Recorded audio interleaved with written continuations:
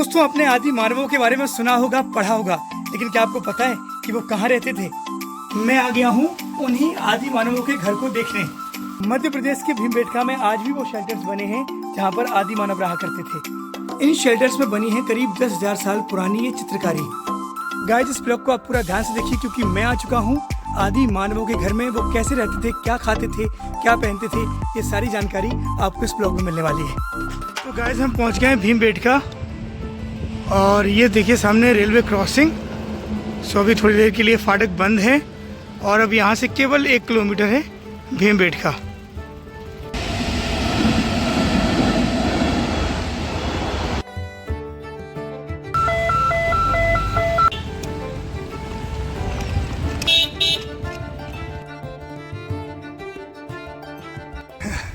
So guys, जो counter है उस काउंटर से भी आपको 2 किलोमीटर ऊपर चलना होगा और कार और बाइक लाने की परमिशन है ऊपर तक, लेकिन साइकिल लाने की नहीं।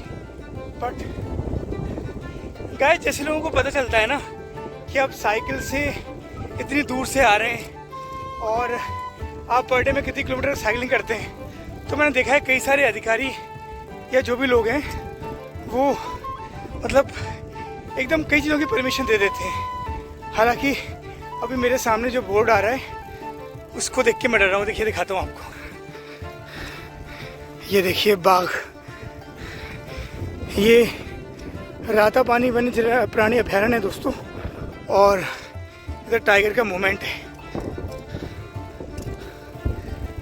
सो डर तो लगता है, लेकिन जानवरों को प्रणाम कर लेंगे कि भैया प्लीज़ 365 डेज करने, अभी मत अटैक करना भैया।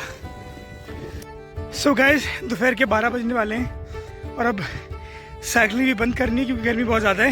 ये देखिए अभी उतनी चढ़ाई और बची हुई है, वहाँ है भीमबेटका। और देखिए मेन गेट से आप एंट्री करेंगे तो आपको ऐसा पूरा जंगल ही जंगल दिखाई देगा। ये पूरा सांस फूल रही है दोस्तों, एक तो इस गर्मी में साइकिल चलाने की वजह से और दूसरा टाइगर के खौफ की वजह से।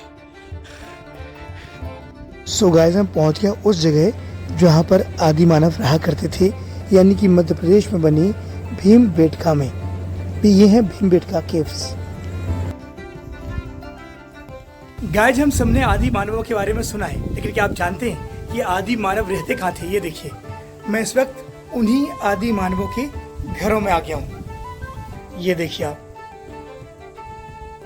यानी जो आदि मानव थे वो पहले इन्हीं शेल्टर्स के नीचे रहा करते थे, खासकर बारिश से बचने के लिए। ये शेल्टर करीब 5 मीटर ऊंचा है। और गाइस, ये यहाँ की शेल्टर नंबर 1। ये देखिए आप। और भीमबेटका जानी जाती है अपनी शेल्टर्स के लिए और जो चित्रकारी है उसके लिए। ये देखिए आप सामने, देखिए सामने आपको वो दिख रहे हैं, वो 2 हाथियों के चित्र हैं। जो छोटा वाला हाथी है उस पर एक इंसान बैठा हुआ है, यानी आदि मानव। उसके हाथ एक भाला है हाथ में और कमर से तलवार बंधी हुई है। और गैस, एक ये सिंपल हाथी है। और भी कई सारे चित्र देखिए आपको उसके नीचे भी देखने को मिल जाएंगे। सो गाइस, ये बताता है कि जो आदि मानव थे उस वक्त तक वो जानवरों को पालना सीख गए थे, यानी पहले वो उनका शिकार करते थे, फिर इन्हीं जानवरों पर बैठकर उन्होंने शिकार करना सीख लिया था। और ये देखिए शेल्टर नंबर 1 में आपको ये पूरा देखने को मिल जाएगा आदि मानव कैसे रहते थे। देखिए, वो फीमेल का स्टैचू है, वो बेबी है, और ये सामने देखिए ये मेल है। सो किसी भी तरीके से पत्ते पत्ते पहन के वो अपना शरीर ढकते थे। हालांकि फीमेल ऊपर से शरीर ढकने का चलन पहले नहीं था। और ये देखिए हजारों साल पुराने हैं ये शेल्टर्स, यानी ये रॉक। गाइस, इस शेल्टर्स की जो ऊंचाई वो 20 मीटर है। ये देखिए आप, खास बात यह है कि इतनी ज़्यादा बाहर निकलने के बाद भी इसने अपना पूरा बैलेंस बना रखा है।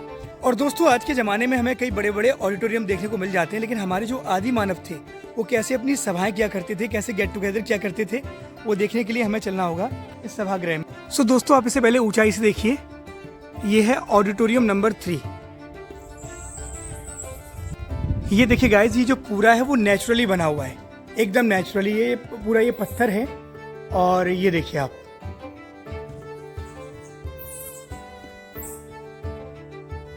और ये जो गुफा आप देख रहे हैं करीब 39 मीटर लंबी और 4 मीटर चौड़ी है।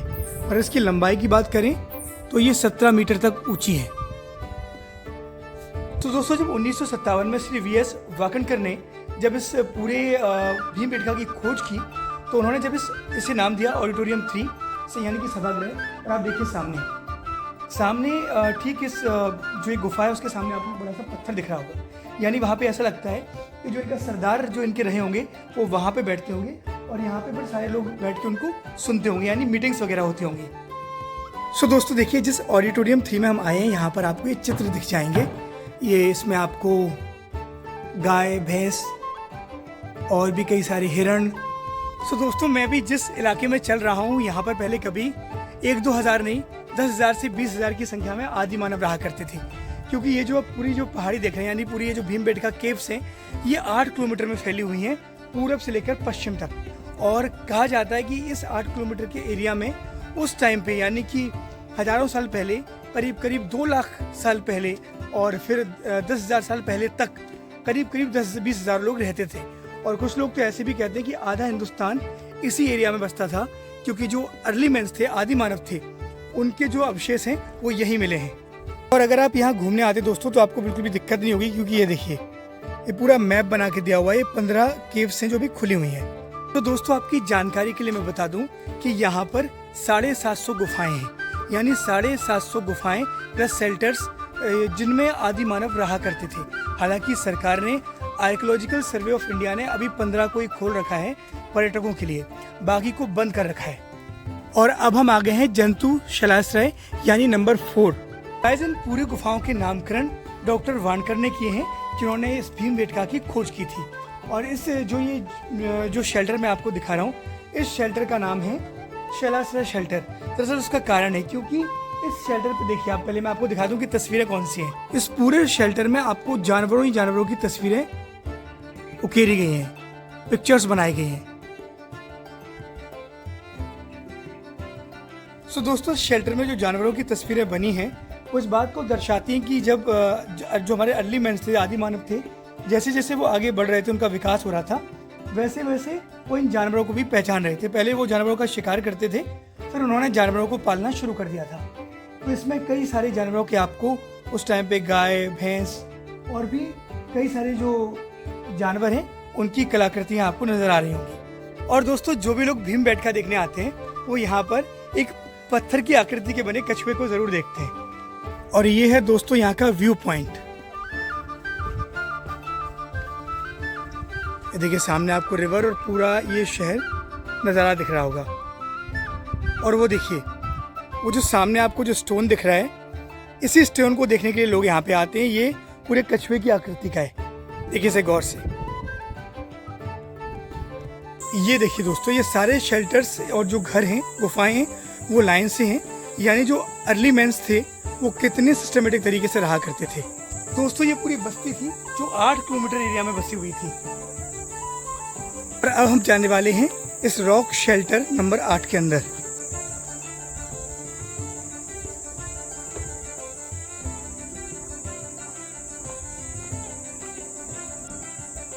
और ये देखिए दोस्तों, पहले ऐसे शेल्टर्स होते थे, यानी जो बारिश वगैरह अगर होती थी तो इन्हीं शेल्टर्स में आके लोग खड़े हो जाते थे और बारिश के पानी से भीगने से वो बचते थे।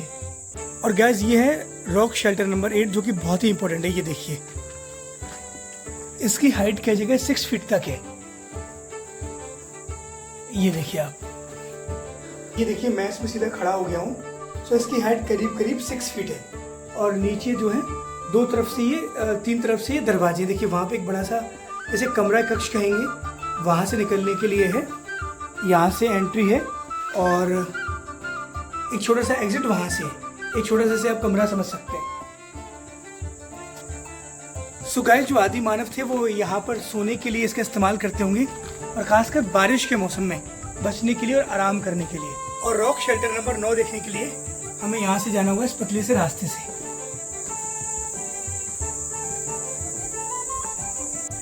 दोस्तों आप इस शेल्टर नंबर 9 को देखेंगे तो ये देखिए यहाँ पर जो पेंटिंग्स बनाई गई इनमें कलर का भी इस्तेमाल किया गया है, गेरुआ कलर का। और कहा जाता है कि इसी में वो जानवरों का भी कई बार खून मिला के और जंगलों की जड़ी बूटियों को मिला के ये पेंटिंग्स बनाई जाती थी। देखिए आपको घोड़ा दिख रहा है और वहाँ पे देखिए आपको एक हाथी भी दिख रहा है। दोस्तों ये चित्र दर्शाते हैं कि जिस वक्त इनकी जो कार्बन मैपिंग हुई, जहाँ पे ये पता चला कि ये कितने वर्ष पुराने, करीब करीब 10,000 वर्ष ये पुराने हैं, तो तब तक जो हमारे आदि मानव हैं वो जानवरों को पालना सीख गए थे।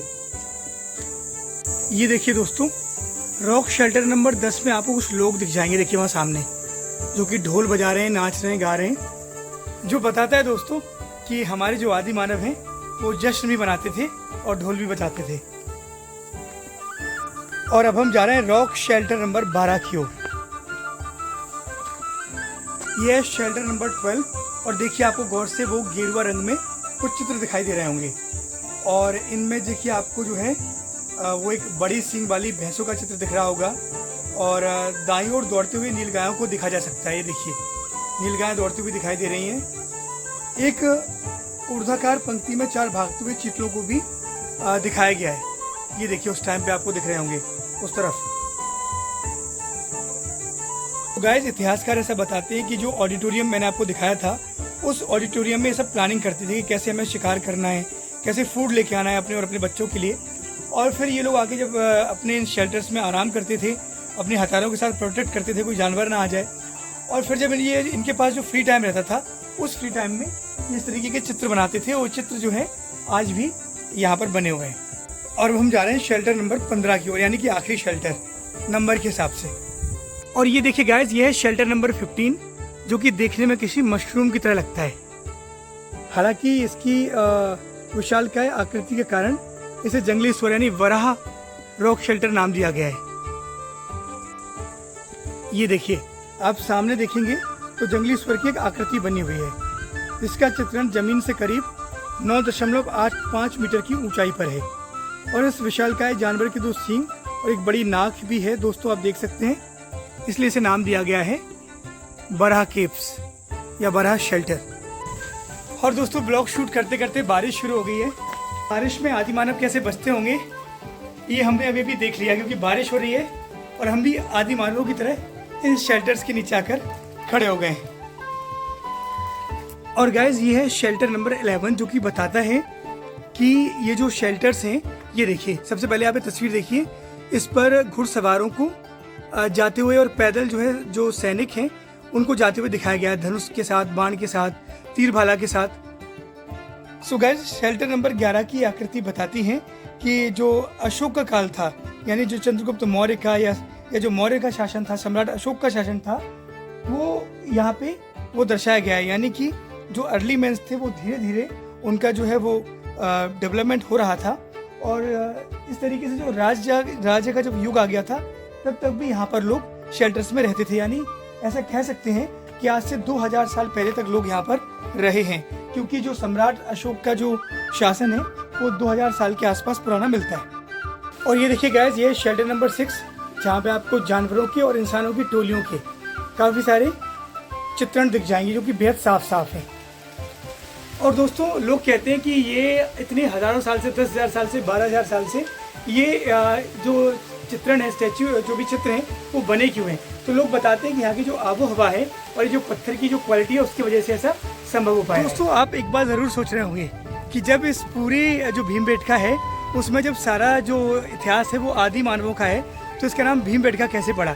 तो मैं आपको बता दूं कि इसका जो इतिहास है वो महाभारत काल से भी जुड़ा हुआ है। ऐसे कहा जाता है कि जो महाभारत के जो पात्र थे भीम, वो यहाँ पर बैठा करते थे। यहाँ पर उन्होंने अपने विश्राम की जगह बनाई थी। आपको पता है पचमढ़ी में इस पास में ही पांडव गुफाएं, तो इसीलिए इसका नाम भीमबेटका पड़ गया। हालांकि इसका जो नाम है वो है भीमबेटका। ये देखिए, ये विशालकाय मार्बल दिखती भी है एकदम भीम की तरह। और गाइस एक और बात जिसे सुनकर आप सरप्राइज हो जाएंगे। दरअसल इतिहासकारों की माने तो यहाँ करीब 2 लाख से 2.5 लाख करोड़ साल पहले यहाँ पर समुंदर बहता था, या नर्मदा नदी जो है वो अपने उफान पर बहती थी। और उसके सबूत हैं ये चट्टानें। ये जो पूरी आप चट्टानें देख रहे हैं ये सारी जो है बारिश के पानी से हुई हैं। और इसीलिए इतिहासकार ये मानकर चल रहे हैं कि ये जो रिसाव हुआ है, ये पूरा जो पानी का, यानी यहाँ पर जो इसकी ऊंचाई है गाइस वो समुद्र तल से करीब 600 मीटर है और जो आसपास का एरिया है उससे 100 मीटर ऊपर है। सो अब काफ़ी जो सी लेवल है वो नीचे चला गया है और नर्मदा भी यहाँ से करीब 20 किलोमीटर के अराउंड ही है। तो ऐसा माना जाता है कि पहले यहाँ नर्मदा रही होगी और समंदर का प्रवाह रहा होगा। तो ये पूरी जो चट्टानें हैं वो पानी से कट के और पूरी नेचुरल रॉक्स हैं ये।